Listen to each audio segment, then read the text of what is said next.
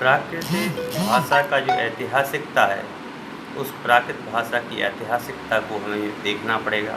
संक्षिप्त में अपन एक ही वीडियो में प्राकृत भाषा की ऐतिहासिकता देख लेंगे। तो जो है प्राचीन भारत की प्राचीन ग्रंथ प्राकृत भाषा में निबद्ध हैं। प्राचीन काल से लेकर के आज तक बहुत सारा व्यवहार प्राकृत भाषा में होता आ रहा है। वेद छांदस में लिखे गए उस समय जनसाधारण के बीच की जो भाषा रही थी वह प्राकृत भाषा रही थी। भगवान महावीर ने जो भी उपदेश दिए वह सारे के सारे उपदेश उन्होंने जन बोली प्राकृत भाषा में ही दिए। गणधर आचार्यों ने भी जैन परंपरा में जितने भी गणधर आचार्य हुए उन्होंने भी सारा का सारा वर्णन इसी में किया है, प्राकृत भाषा में ही किया है।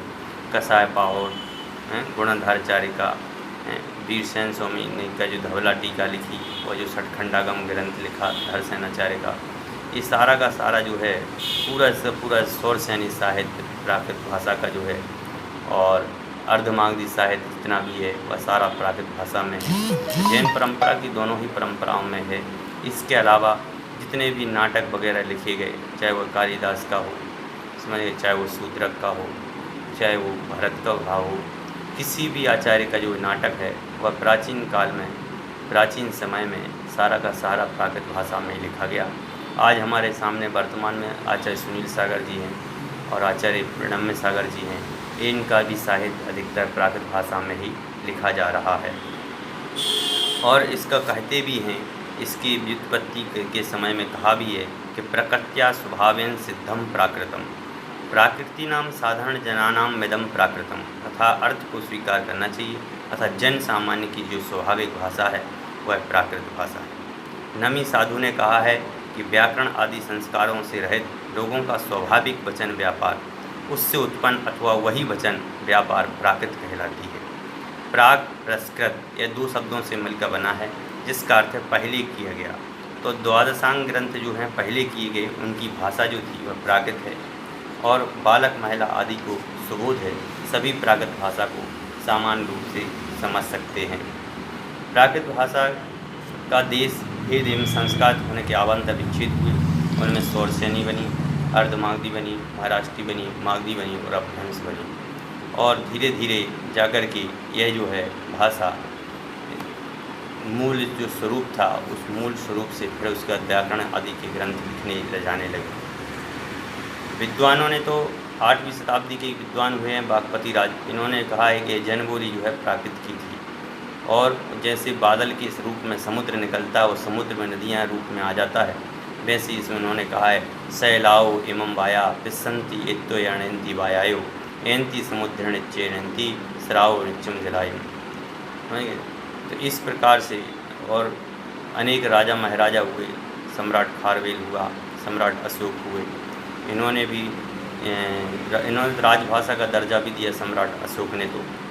और खारवेल ने जो है उन्होंने जो सर्वप्रथम अपना शिलालेख उत्कीर्ण किया था, उस शिलालेख में भी उन्होंने ब्राह्मी लिपि में लिखा है और वहाँ पर भी वह प्राकृत भाषा में लिखा गया है। गाथा सप्तशती एक कवि हॉल ने प्रथम शताब्दी में प्राकृत कवियों की गाथाओं को तैयार किया था। इस प्रकार से अनेक नाटकपात अभिज्ञान शकुंतलम की ऋषि कन्या शकुंतला, नाटककार भास की राजकुमारी वासुदत्ता, शूद्रक की नगरवधु वसंत सेना, सभी नाटकों में राजा के मित्र, कर्मचारी आदि पात्र प्राकृत भाषा का प्रयोग करते देखे जाते हैं। इससे स्पष्ट है कि प्राकृत जन समुदाय की भाषा के रूप में प्रतिष्ठित थी। नाटकों में स्त्रियाँ सौरसेनी प्राकृत में बात करती हैं। महाकवि शूद्रक मृच्छकटिकम नाटक में विदूषक कहता है कि दो वस्तुएं हास्य उत्पन्न करती हैं। प्रथम वस्तु स्त्री के द्वारा संस्कृत भाषा का प्रयोग और दूसरी वस्तु पुरुष द्वारा धीमे स्वर में गाएं। इस प्रकार से अपन ने देखा कि जो प्राकृत भाषा है इसमें बहुत सारे चरित्र काव्य भी लिखे गए, मुक्तक काव्य भी लिखे गए, खंड काव्य भी लिखे गए, समझ गए, कथा काव्य भी लिखे गए। अनेक विद्वानों ने अनेक रचनाएँ भी लिखी। आज प्राकृत एवं अभ्रंश की लाखों पांडुलिपियाँ ग्रंथागारों में सुरक्षित हैं, जो देश की धरोहर के रूप में है। हरदेव बाहरी ने तो अपनी पुस्तक प्राकृत भाषा उसका साहित्य में कहा कि वेदकालीन प्राकृतों से संस्कृत और विभिन्न प्राकृतों का विकास हुआ है। डॉक्टर हजारी प्रसाद द्विवेदी ने तृतीय युगीन प्राकृत यानी अभ्रंश को प्राचीन हिंदी कहा। इसी प्रकार से अनेक प्रकार से हिंदी रूप में परिवर्तित होने से पहले यह देशक एवं कालिक रूप में भी यह प्राकृत भाषा का उपयोग होता रहा है। यह प्राकृत भाषा राजशेखर ने भी अपनी पूर्व मंजरी में प्राकृत भाषा का उपयोग किया। विदेशों में भी आज लंदन यूनिवर्सिटी में भी प्राकृत भाषा पढ़ाई जाती है। देश में अनेक प्रकार से भारतीय प्राकृत भाषा को आगे बढ़ाने का कार्य किया जा रहा है। इस प्रकार हम देखेंगे कि प्राकृत भाषा जो है किस प्रकार से उपयोगी है, चाहे वह कोई भी रूप हो। आज हमारे देश के प्रधानमंत्री मोदी जी भी इस भाषा को प्रोत्साहन देने के लिए तैयार हैं और बराबर रूप से प्रोत्साहन दे भी रहे हैं। प्राचीन लिपियों के लिए, प्राचीन भाषाओं के लिए अनेक प्रकार से सहयोगी संस्थाएं भी साथ दे रही हैं। अतः प्रयोग में अपन के लिए प्राकृत पढ़ना और प्राकृत को समझना ये बहुत ज़रूरी है, क्योंकि यह भारत देश की धरोहर है। न केवल यह जैनियों की भाषा है, यह तो संपूर्ण देश की भाषा है और भाषा किसी एक की होती नहीं है।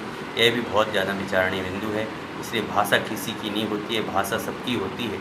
इस बात को ध्यान में रखते हुए इस प्राकृत भाषा के उत्थान एवं विकास में हम सभी का सहयोग निरपेक्ष रूप से होना चाहिए और हम सभी प्राकृत भाषा को आगे बढ़ाएंगे, ऐसा हम संकल्प लेते हैं। धन्यवाद। जय भारत।